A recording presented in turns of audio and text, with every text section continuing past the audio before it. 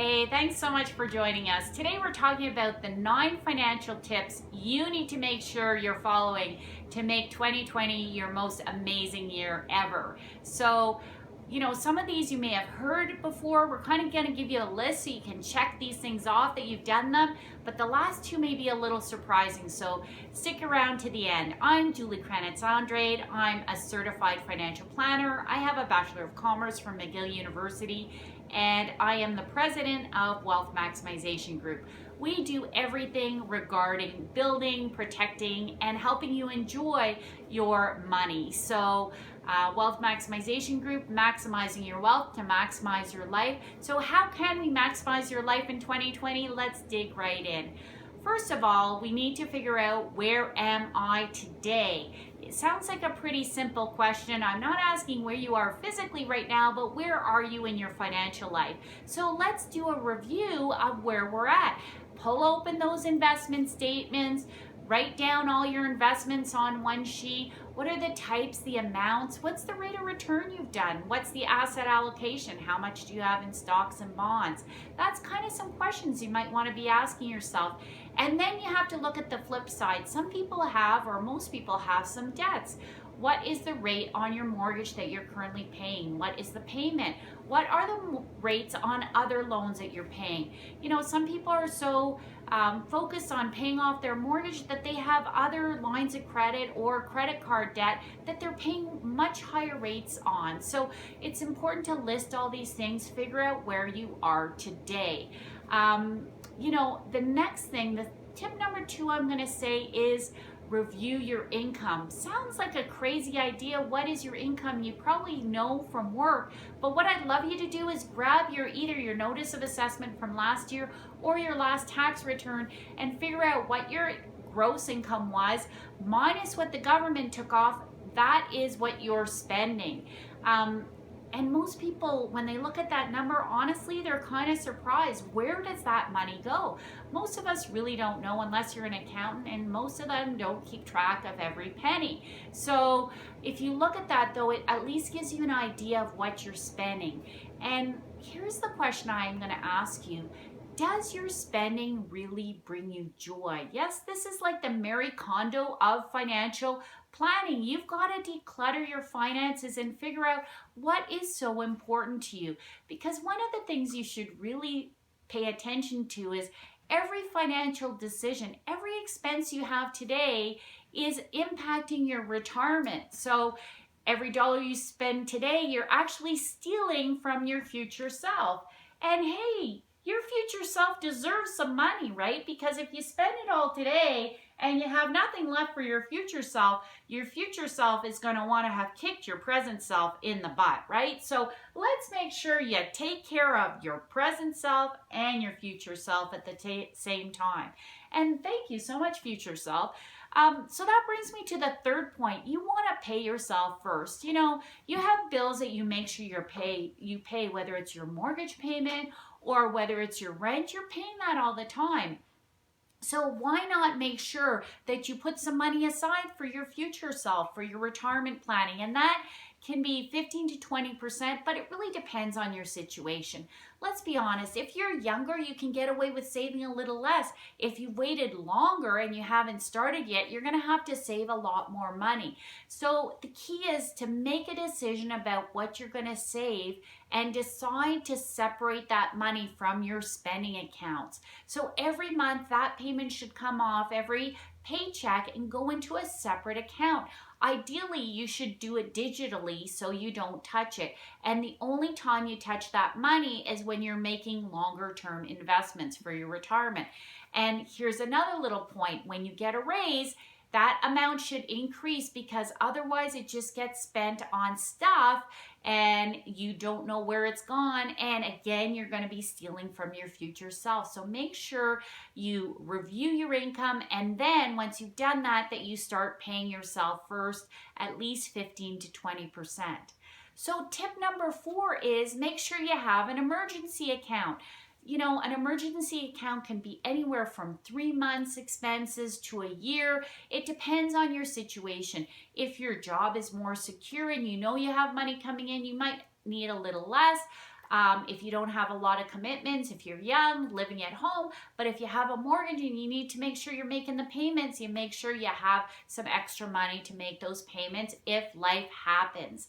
And you know, when we talking about emergency fund, this is the problem I have. Some people, their long-term savings and their emergency funds just becomes their in and out spending account, which is a big problem. What is a legitimate emergency? Let's be honest. What could be an emergency? It's not, oh, I saw the new iPhone and I need it, or I found a new X, whatever your X is, you know, whatever you're wasting your money on, it's different for everybody. But what is a true emergency? Well, it could be a medical emergency. It could be you lost your job, you have a funeral, somebody's passed away, or you have an accident or a big major expense that cannot be covered through your lifestyle expenses, which are, let's say you have a car accident, or you have a major expense at your house or your rental property. For example, your roof needs to be replaced. These are things that are not part of your everyday budget. And if it's not an emergency, it should not be spent from your emergency account. So again, point number 4 is make sure you have an emergency account and it's only used for emergency.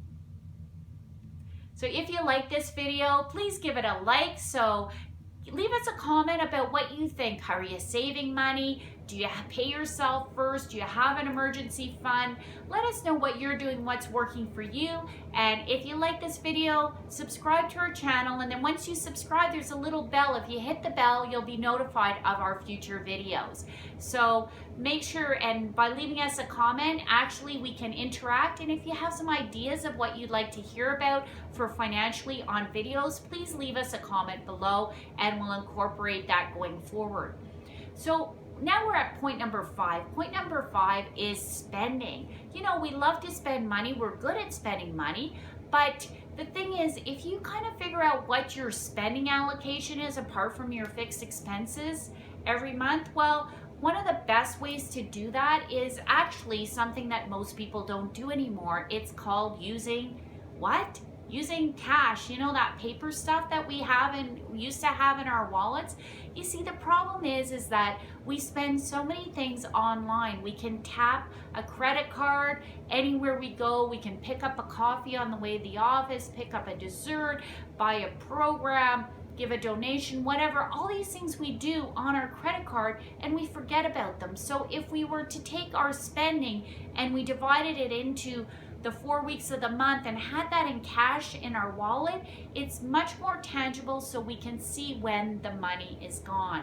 So consider having a spending account that you can spend freely, but that you know that once that money's gone, it's gone. And for some people, it's much more efficient than just using their credit card. A little bit old school, but actually it tends to work really well for a lot of people. So that's having your spending account. Now, point number 6 is having and reviewing your power of attorneys and your wills. You know, we've talked about in other videos, but having a power of attorney for health and finance is really important. And you might not think about it if your kids are of age now, over the age of 18, maybe even over 16, I would probably get them to do a power of attorney for health and finance. And you can go to Service Ontario and get these documents. Either you can download them online, or apparently you can go there and pick them up yourself. You can also do, if you have a son or daughter who's in school, you can get them to write out a handwritten will.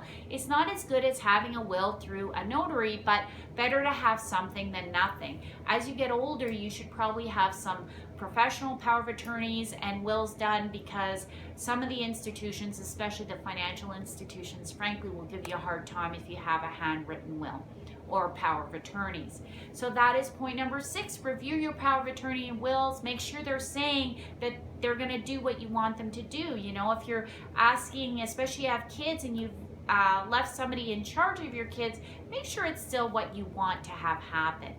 So moving right along, point number 7 is review all of your insurance. And when I talk about insurance, let's talk about all the different insurances you have. Your house and your car insurance. Do you have the right deductible? if you have a lot of money in savings, you don't need such a big deductible, but if you don't, you probably do. Make sure you review your house and car insurance, or get somebody else to review it, a third party, to make sure it's what you need. Do you have the right amount of life and disability insurance and critical illness insurance? We cover insurance in another video if you need to figure out what the right amount is, the right type, but make sure you have the right amount, especially in type of insurance, and make sure you do not have insurance through your bank.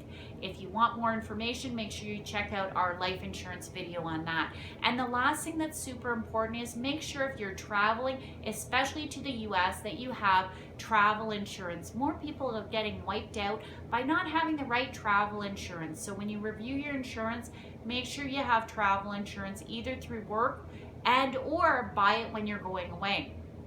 So again, point number 7 is review your insurance. Point number 8 is, here's a new one. A lot of financial people don't talk about this, but you need to prioritize your health. Yeah, how does that impact your finances? Well, first of all, if you're not healthy, you can't work and you can't enjoy life. There's nothing worse than getting to the end of life and not being healthy and not being able to do anything. You've saved all this money, you can't do anything. Your physical health is so important, and honestly, you can't work. You're gonna have disability insurance, critical illness, life insurance in case you pass away, but if you are living and you're not living a good quality of life, is it really worth it? So make sure you take care of your physical health. You take care of your diet, your exercise, make sure you're drinking water, you're sleeping enough. And then of course there's also your emotional health, which is equally, if not more important. You've got your spiritual and your mindset health. And the thing is, make sure you have some passions. You've got to have things that you're excited about in life. One of the things that I find are awesome is, if you want to learn something new, instead of just watching TV and Netflix all the time, you could go on YouTube. You can learn almost anything on YouTube from somebody who's really good at it.